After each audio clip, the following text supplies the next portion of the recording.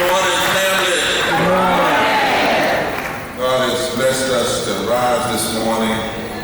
Yesterday, we pushed candidates into the national narrative. What we questions, we need them to answer, ways we need them to act. We are not going to put all of our dependence on any political candidate. We know we must be able to move. And we are able to move. Now, you saw that piece up there. I want to talk a little bit about respect, because respect is critical in the movement and even in our coordinating committees. A night ago, we said we needed a video for this. It was late at night. Eric Preston, who's back there, I called him in the middle of the night. He didn't talk back. He didn't say, it's late at night. He said, if the movement needs it, I'll get it done. That's the attitude we want from every person working with this movement. And if you can't have it from the tape to the cameras, leave. Because this movement will be respected. The other reason I'm so big and pushing so hard with sound is because we promised that just because we were dealing with poor and impacted people, we wouldn't have poor technology and poor sound. Your issues deserve to be heard. And what we're doing is not just in this room, it's being live streamed across the world. So I don't know, I'm letting y'all know, because I'm a nice guy. But I'm a daddy, I'm a pastor, and I'm a Southern-speaking plain boy.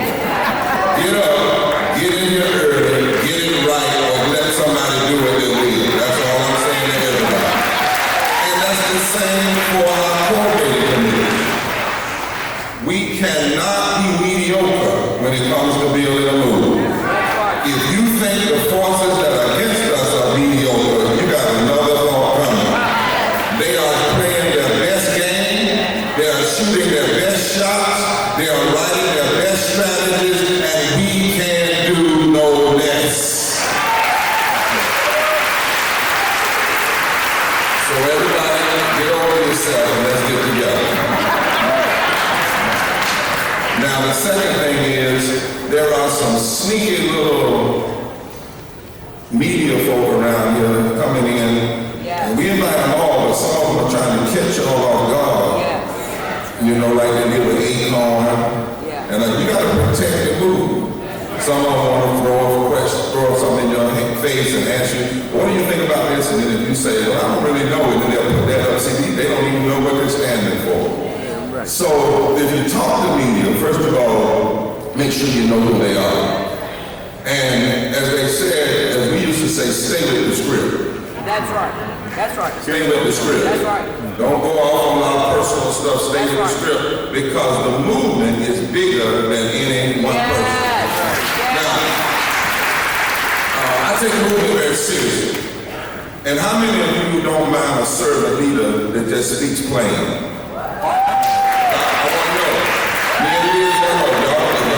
Servant leader that speaks plain, don't step down, let somebody else do it. But I believe in coaching in the game. I played football. If I came on the field and I didn't miss my block, the coach didn't pull me in a little side corner away from everybody and give me a counseling session. They coached me in the game, and because I wanted to win, I accepted what the coach said rather than fight for it. Now, we're here today to talk about what we must do and the strategy that we're using to build, because, again, I'm from the country, and they taught me that when you're going to cut a big tree down, a big old tree that you want to cut down, Dr. Jackson, he's from Delta, the first thing you do is you got to decide where you want the tree to fall. And then you go on that side and cut out an angle, a V. Then you go on the other side and you keep hitting in the same place. You don't hit it one time until the tree didn't fall.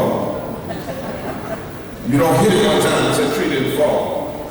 So as we're building these coordinating committees, we can't have a movement, coordinating committees at the top, in the state, that hit one time, everything doesn't so we say, well, how can we do this? Let's get something else. We have to stay with the strategy. So notebooks out. This morning ain't about applause, it's about note taking, because today is about deepening us. All right. Why must we build a moral movement, and what does this moral strategy look like? First of all, sometimes people say it's new. This really is new. There are some nuances, but it's not totally new. Don't ever make the mistake in movement to act like you're the first person to thought of something. Come on.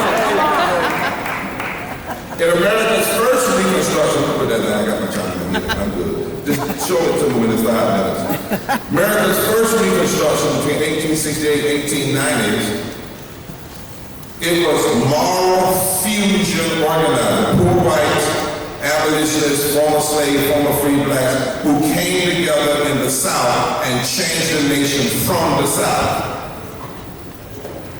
In a place that had been the home of slavery, it became the place of liberation.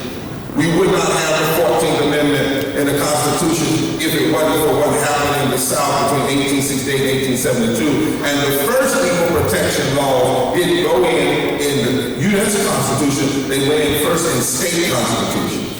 And how that happened? Fusion, moral organizing. In the second Reconstruction between 1954 and 1968, moral fusion organizing once again transformed the country. Blacks, whites, Latinos, natives, people of many faiths, and people not of faith but who believed in this deep moral underpinning. They framed a movement and a strategy. It was not just one man doing a speech. There was not a march in Washington because Dr. King said, hey, y'all come. There were 600 cities where people were organizing. It was 5 years after Selma was deorganized. Bayard Rustin, who was a gay black labor activist, was a strategist. It took people checking their egos and coming together to build a movement, not just to build another organization. It was from the ground up. Even the date was strategic. Why August 28th? Why not August 29th? Why not August 30th? Because August 28th was the day that Emmett Till had been killed. It was not just a black folks march. It was black and white. It was not just for we shall overcome. People missed the whole first 17 minutes. Liz and I talk about this all the time. The first 17 minutes of the speech. It was about jobs and justice. Fusion. Now, I'm making a mistake up here, so let me be humble enough to correct it. I need 1, 2, 3, 4 people, because we never stand on the stage by ourselves. So I need somebody black, somebody white, somebody native, somebody that just to come sit in the seats right up here and get close to me. I'm modeling this morning. See, everything you do, organize. If you're in a coordinating committee and you got somebody that every time y'all have an event, they want to go to the right by themselves, they're out of order. All right. And come on close. Don't sit, come on. Pull it up right behind you. There we go. Fusion. Somebody said fusion. All right, let me say this is fusion. All right? Fusion.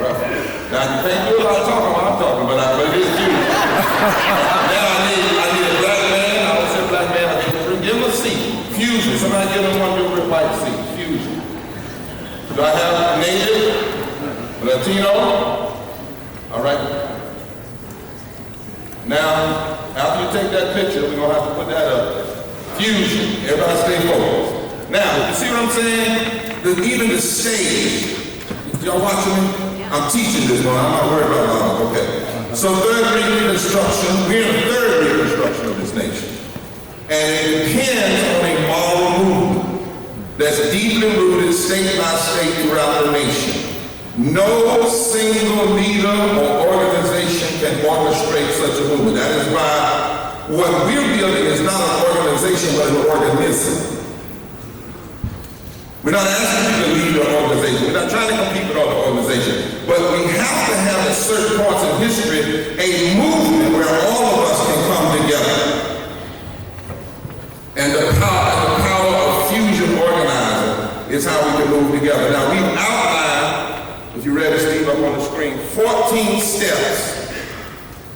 in mobilizing a moral fusion movement. 14 steps on how we mobilize in the streets, at the polls, at state capitals, in the Congress, and in the courtroom. And a moral fusion movement has to prepare a long-term strategy for all of those areas. Number one, the first thing, is it on the screen? Yes. We must engage in indigenously led grassroots organizing across the state. Now, what that means is we don't have a poor people's coordinated committee in a state like North Carolina and it's just Raleigh. The truest coordinated committee must look at the whole state. And there is no end run around the relational work of building trust, empowering local people, and impacting people. Crisis will bring out crowds, and there's a need at times to mobilize for crisis and draw attention. But a sustained movement depends on local people, impacted people who know one another and are committed to working together for the long haul. Listen to me now, for the long haul. Now, some people say, well, does that mean you mobilize or organize? Which comes first? That ain't the point. If you mobilize, then you organize from the mobilization. If you organize to mobilize. Don't get into all these false dichotomies. Just understand both have to exist. That's why in this movement, a coordinated committee in a state must have tri-chairs. Tri-chairs, not 2, 3. First of all, an impacted person, impacted by poverty. Second of all, a moral religious leader. And that doesn't mean somebody that's a mad preacher mad at everybody else. That means somebody that has some gravitas, is clear, is thoughtful, who knows theology and whatnot. Be Muslim, Jew, Christian, that doesn't matter. But somebody that's deeply rooted and has a following. And then an advocate. They must operate and try to tell somebody, that's too bulky. Well, that may be, but in fusion organizing, you have to model it all the way through. That's right here. So you see Liz and I always working together. Model, right? The membership then must look like the tri-chairs. You want impact people. You want, and not to be paternalized now too. Or talk about impacted religious leaders. And don't say, we can't find anybody. God's always got some people. Don't say that. You know. And if you're a religious leader, don't you be fighting people that don't have faith. And if you're a person not of faith, don't get mad at people who come in this through faith. Fusion. And we must have advocates. And the goal is not to bring advocates in just from organizations who then say our organization is going to run the committee. No, because we're not asking people to form another organization, but organizations that don't have a movement to move into is just a bunch of folk getting together with Robert's Rules of Order. Now, the goal of your coordinating committee should be to deep dive train, that's what we're talking about long haul, at least 1,000 people over your state who are intentionally introduced to what we're doing, the agenda, the budget, and why it's necessary. And then to connect at least 30,000 people per state through social media and other places that when we move, they are willing to act with us. Why do you say that? Because if 40 places do that, that's 1.2 million people. That's right. And if you can connect and send in this modern time, you got, first of all, deep dive people who can hold the movement. And then other folks who are connected deeply and will move when you call them to move. That means when you do a blast or call or email or live stream, you can touch 1 million people. That's building power. And the first goal of this movement is not to think we're going to do one march and everything's going to change. If anything, you do the first march, they're going to get worse.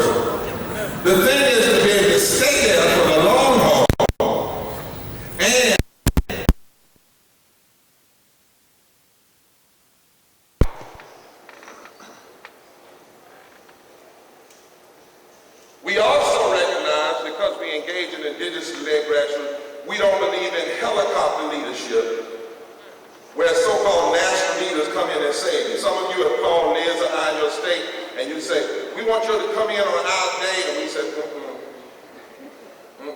Now we'll come in maybe beforehand and do some training, and we might come in after you get it started. But it's important for the folk that's there to know you're there, and they're gonna have to deal with you. There's a place, we'll talk about this tour we're gonna do it, but everything we do is about building up the local and state power.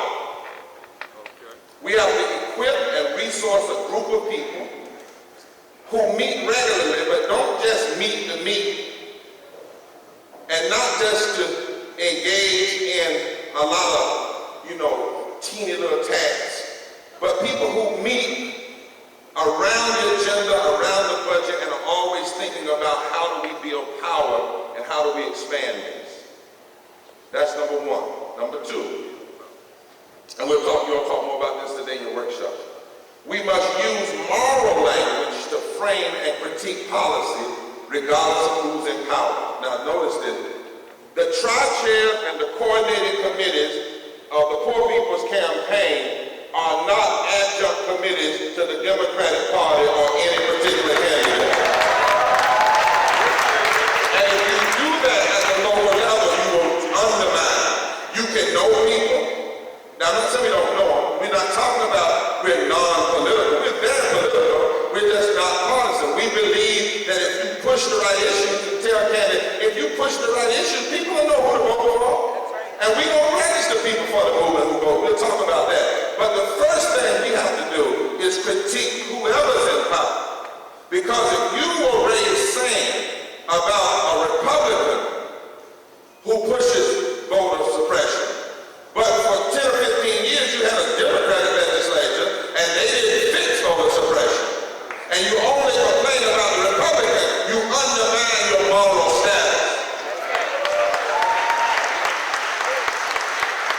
In every generation, we've needed a moral fusion movement where people come together through our deepest religious values or our deepest constitutional values to build an agenda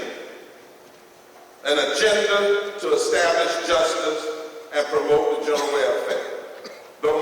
This moral fusion creates a powerful platform, and this is a word we all need to come in contact with and keep it on our mind. Platform for moral articulation to speak out against American fraud. Did you watch how yesterday Liz and I kept saying to the candidates and kept wanting to say Trump? And you notice we never talked about Trump. Did y'all notice that? Did you notice when they started saying, well, they've done this? We said, well, wait a minute now, this has been a 50-year job, 50-year problem, right? We have to have a moral framework and talk about what threatens the heart and soul and health of the nation. And this articulation must be based on an agenda that says there are many issues that are not about left versus right. The left versus right, conservative versus liberal conversation is too anemic and puny. We must use scripture and the Constitution, and both of those were used in the civil rights movement, in the women's suffrage movement, in the abolition movement, in the anti-war movement. Go back and look at some of those tapes of those movements. Notice I say movements. Movements. You won't ever hear them talk about left and right. You never heard that out of the mouth of Lucretia Mott, the Quaker women's suffrage. She didn't go around talking about, now this, the women's suffrage issue is a left issue. She talked about the Constitution saying all, equal protection on the moral language. You never heard Dr. King talk about, well, I'm on the conservative side and the liberal side. And I can go on down the line. The left-right language is actually a refusal by both sides to use moral language. You know what I'm saying? Because moral language ups the ante. This is not just about the next election. This is about electing to make this country an entirely different place. And the left-right language is like a political compromise.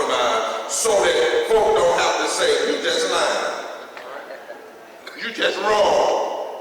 It's giving equal moral status to things that are not equal, and it's automatically divisive and anemic. And it won't allow us to organize in communities where we need to be, because we have to be everywhere. So we go into a community where people have been tutored and taught that they are on the quote-unquote right, and we say, well, we're a left movement, the moral movement is left movement. We've automatically cut off conversation.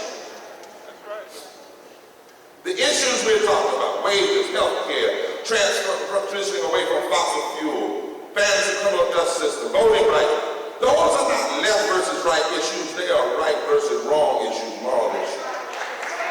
And fusion moral movement must claim higher ground than a mere partisan debate. We must fight to return public discourse to our deepest moral and constitutional values.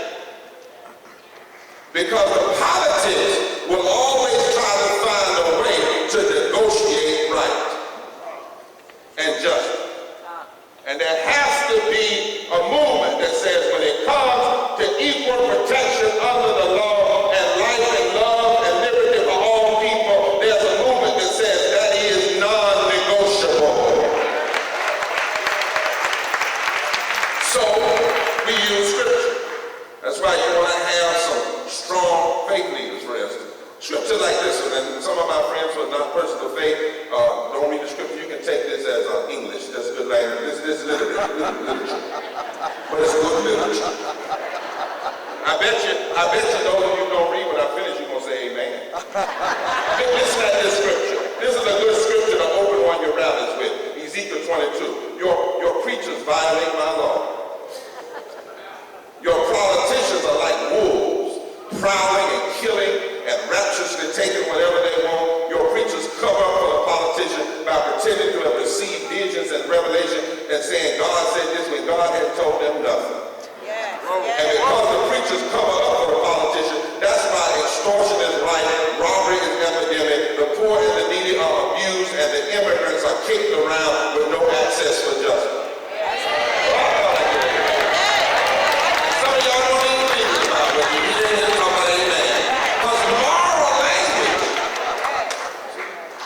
But not only that, we got to use the language of our federal and state constitution.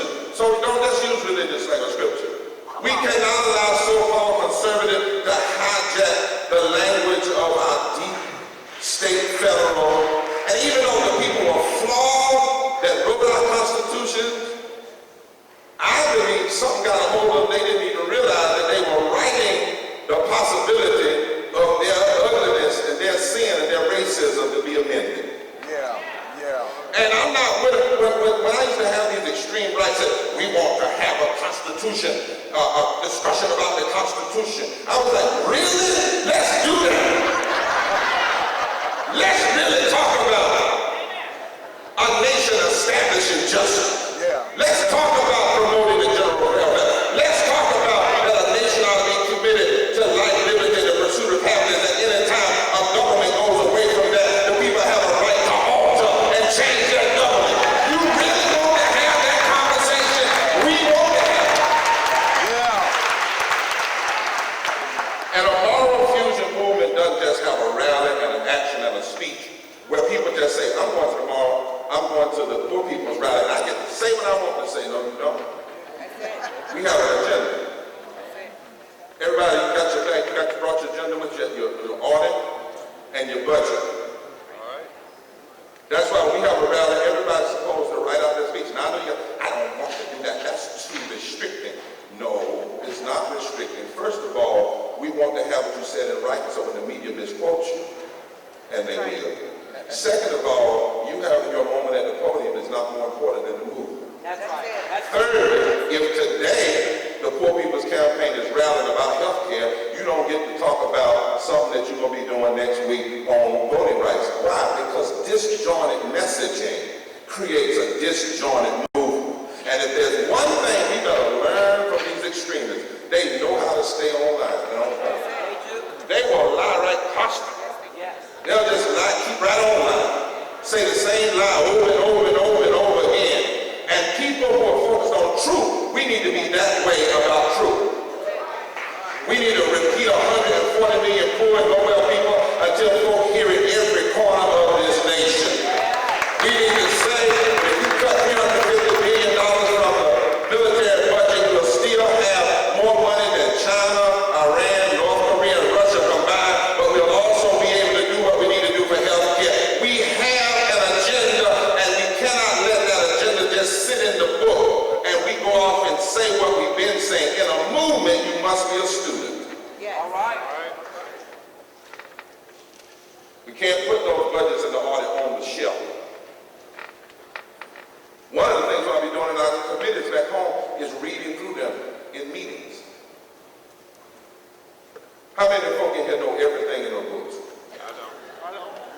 See what I'm saying?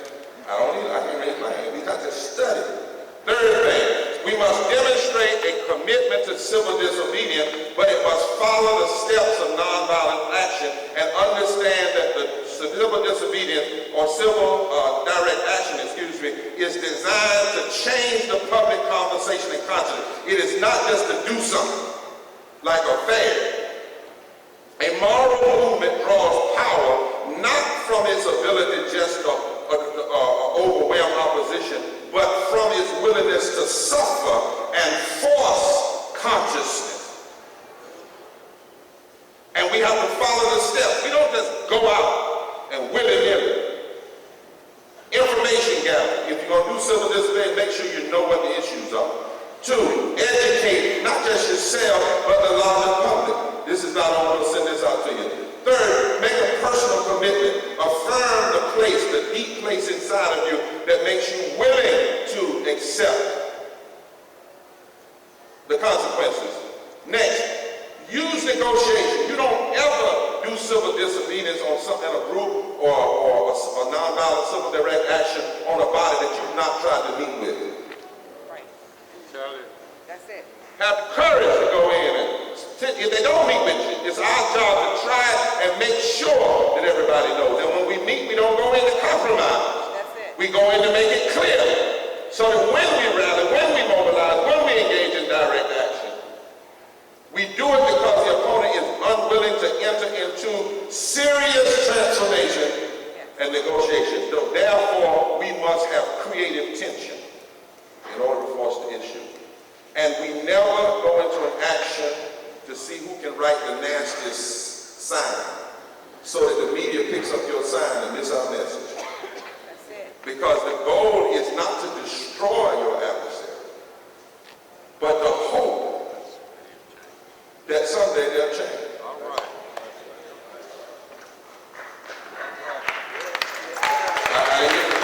See, you got to, I didn't say they will, but you have to, because if you are willing to give up and believe in the possibility of some people changing and transformation, why would you be in a transforming movement? Absolutely. Absolutely. And you can't fight what you hate by being what you hate. Yes.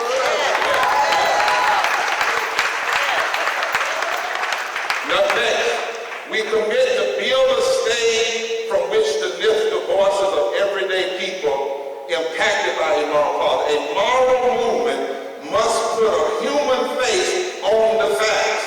True. We do not create coordinating committees or others to speak for people and miss their own agency. We build a stage. We're going to talk about that in this man's Poor People's Assembly in Long March. It's not going to be a place where we build it for quote-unquote national leaders to come and speak on behalf of people, but for people to be able to speak on behalf of themselves, and we do not create a platform for politicians to speak. If we invite them to a forum to answer questions, that's one thing, but when we are having a rally, when we're doing issues, politicians don't come on the stage because the media will see them and say, that movement is just about that. Right. The goal is to lift up directly affected people. Emerging Republican majority. It was published after the election of Richard Nixon, but this is what it said. The melting pot that never melted. And Phillips explained to Nixon, all you got to do with American politics is work out who hates who and who you can make hate who, and you got it. He advised Nixon that the Republican Party could win without Negro votes by painting the Democrats as a black party.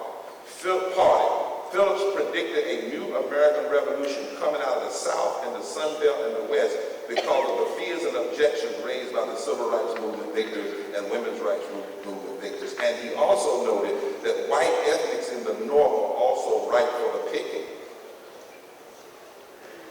He said that a new Republican Party could come out by simply following this plan of positive polarization.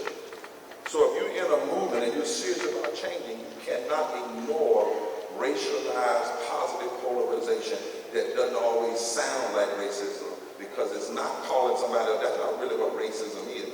Racism is disparate impact, and making somebody think that one policy over here is hurting you while they're taking from both sides.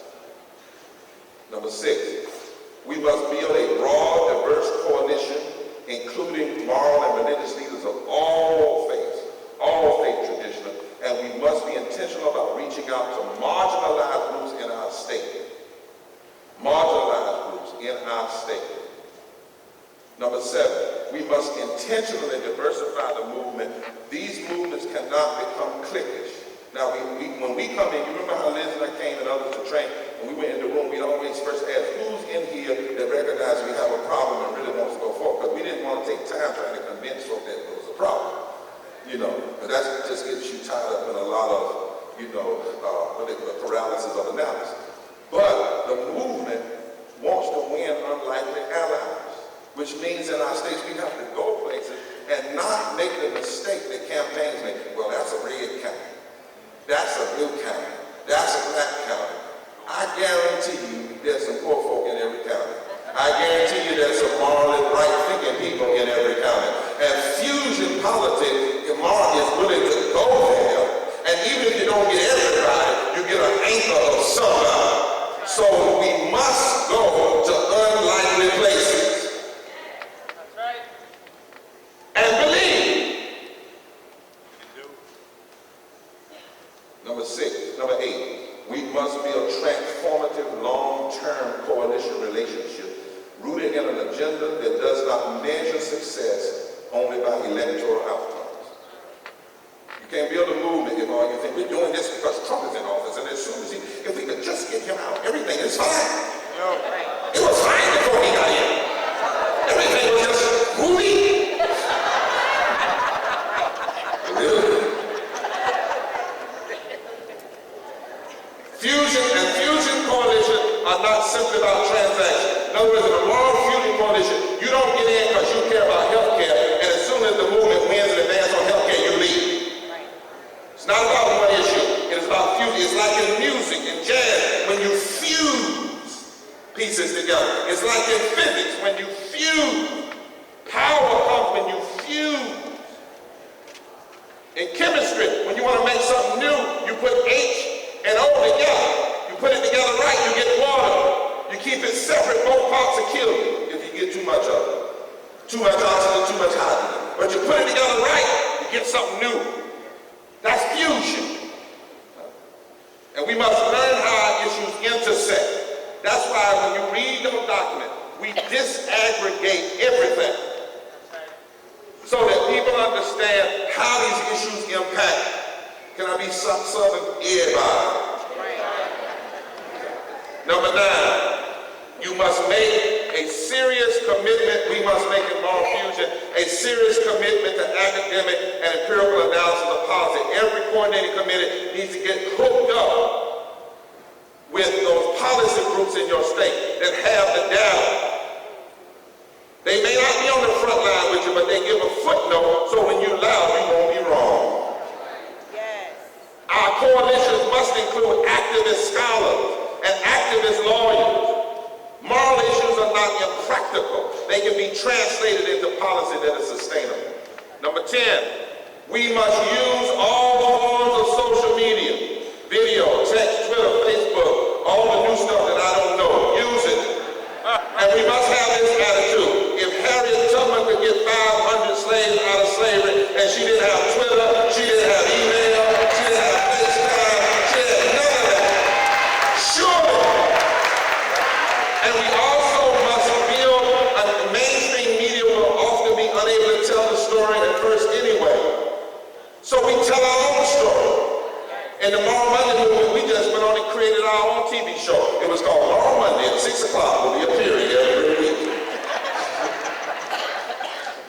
And thousands upon thousands of people hooked on to it. Because that's the other point. When you begin a real action, particularly all that action of direct action, you don't just do it one time. You have to have a commitment to hang in there. Number 11, we must engage in voter registration, voter education. We register people for the movement who vote. The political power of Fusion Coalition is based upon a diversified electorate. We register people for the movement who vote. Did you hear Leah say that yesterday? We don't just go out and register. Come on, let's register, vote, and then leave people. not want to participate. We build relationship with people. We welcome them into the family. We register people for the movement who are educated, politicized to vote. And we must engage voters in every election. And we must be clear about our critique of candidates. Number 12, we must pursue a strong legal strategy.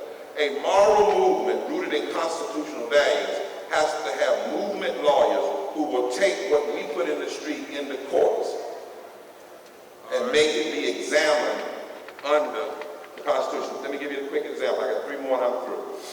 One is, for instance, the fight for living wages. In North Carolina, for instance, there is a part of our Constitution that says every person has a right to life, liberty, the enjoyment of the fruit of their own labor.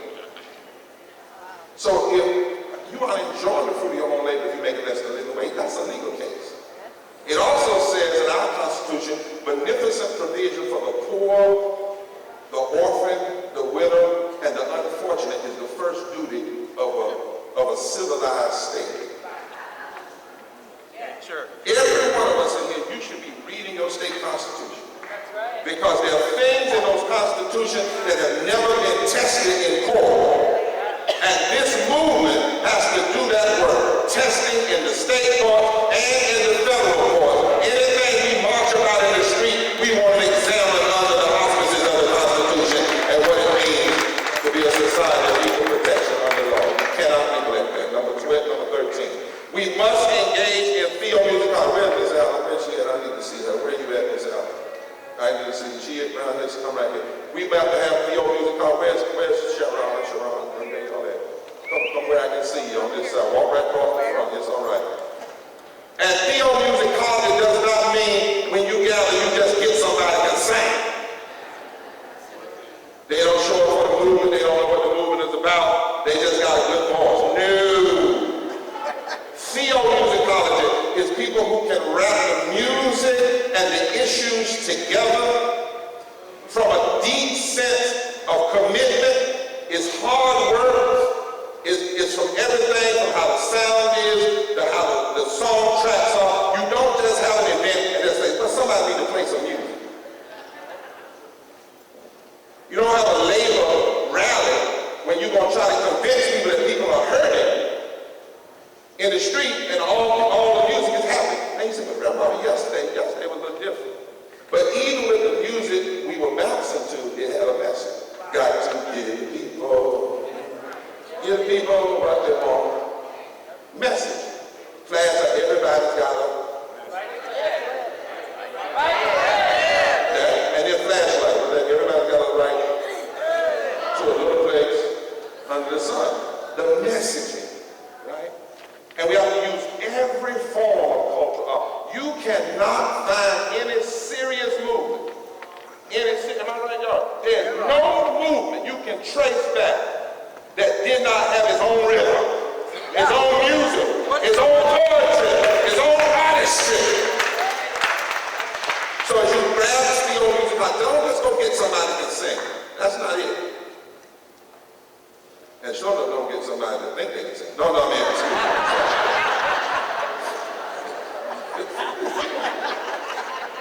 We need people who can train and teach. 14. Here we go. The last one. A moral fusion movement must resist one moment mentality.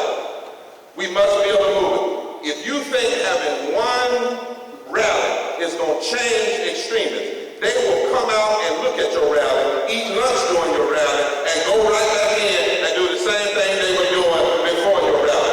No one victory will usher in the beloved community. I want you to know yesterday was powerful, but now the real work begins because the attacks are going to come, the struggles are going to come, we got to hold people accountable. Not one moment. And we have to make sure that no single setback can stop us. Last two things, when Frederick Douglass, when the Dred Scott decision came down by Supreme Court justice that should have never made it on the court, the ruling said a black man has no rights, but a white man has to obey. 1857, people said the abolition movement was over. Frederick Douglass, 2 months later, did a speech. He talked about the ugliness of it, and then he said, but let me tell you something. Every effort to allow and to stop the abolition movement has only served to embolden and advance our intensification of our action. We don't get turned back because of a setback. We don't get turned back because somebody fights against us, because people only fight you when they're scared you got something to say. People only cheat you when they're scared that they can't beat you in a fair fight. A setback is a setup for us to keep on pushing forward. No war mentality. And I gotta make my way down to North Carolina to help bury a dear friend. Happened suddenly. But I close here, Liz, as you prepare to come. One of my favorite scriptures that helps sum up what all movements is in Psalm 118. The ancient rabbis, any rabbis in here? The ancient rabbis, the psalmist said, this is the stone that the builders have rejected. But now the stone that the builders have rejected has become the chief cornerstone. And this is the Lord's doing. In other words, God can use the rejected to revive a nation. I wish I had a witness here. And I know that in this room, there are some who've known rejection. You've been rejected because of your sexuality. You've been rejected because of who you love. You've been rejected because of your religion. You've been rejected because of how you were born. You've been rejected because of your class. You've been rejected because of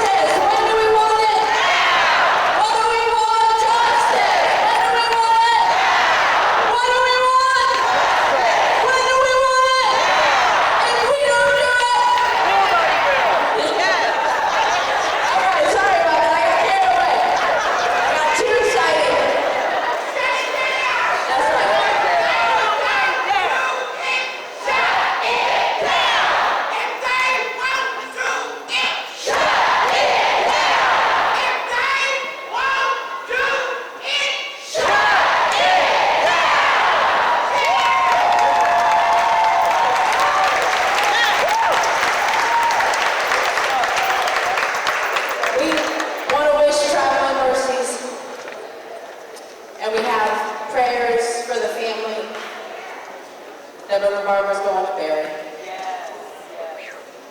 But can folks give us one more appreciation for Reverend Dr. William Barber?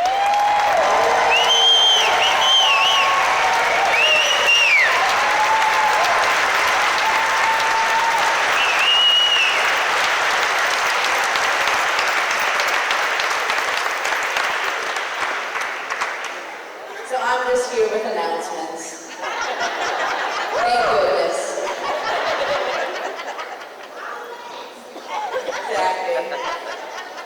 Because we have our charge. That's right. We have a strategy. Yeah, yep.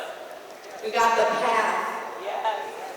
And now we're going to break out into some workshops, into some tracks, and keep the learning going. Keep the sharing going. And figure out how we're going to take these next steps together. So there are 2 times today for there to be workshops and tracks. Really briefly, tracks are to go a little more in depth. You're going to go right now when we break, and you're going to return to the same track in the afternoon session. So if you want to dig deep into moral fusion organizing, if you want to dig deep into moral fusion education and leadership development, if you want to dig deep to theomusicology and movement cultural arts, into communications, then you should go to the tracks. But no, when you go, you're committing to going this morning and this afternoon. Because we can only go deeper if we do it together. If you feel like there's so many people and so many issues, then you should go to the workshops. Choose 2 workshops, one in the morning, and then later today, one in the afternoon. That is a skill, a knowledge that you want to know. Now, there's a lot of us here. People have been very patient and graceful with each other. We're going to continue that, and we really deeply appreciate it. We know housing doesn't always work out so perfectly. We know sometimes people get a different meal than we wanted. But we're working it out. We're trying our best. And we got each other's backs. Right. So that means when we go to the workshops, and you happen to go into a room that fits 40, and there's 200 there, try to find another one. And it also means if you go to one that fits 200, and 40 are there, maybe tell a couple of your friends. We tried to match up what we knew the interest was with the space, but we're working with what we got, which is what we always do. It's not real easy to find everywhere, and mobility, we know, is not easy on this campus. So if you know you cannot do steps, if you know that walking a little bit of a distance isn't possible, we have golf carts. Just please be patient. But if you know that you'd like to take a golf cart, but you really could walk, might be a little slower, might have to hold someone's hand, then so that we can get to these workshops, please do so. Don't do it if it's going to be a pain, but do it if it is possible. We won't be together as a big group before lunch. Lunch will be served as boxed lunches in here. Please come get your lunch when it's set out, and then you can sit in here, you can sit outside if it's not raining, you can sit in various spaces throughout this campus.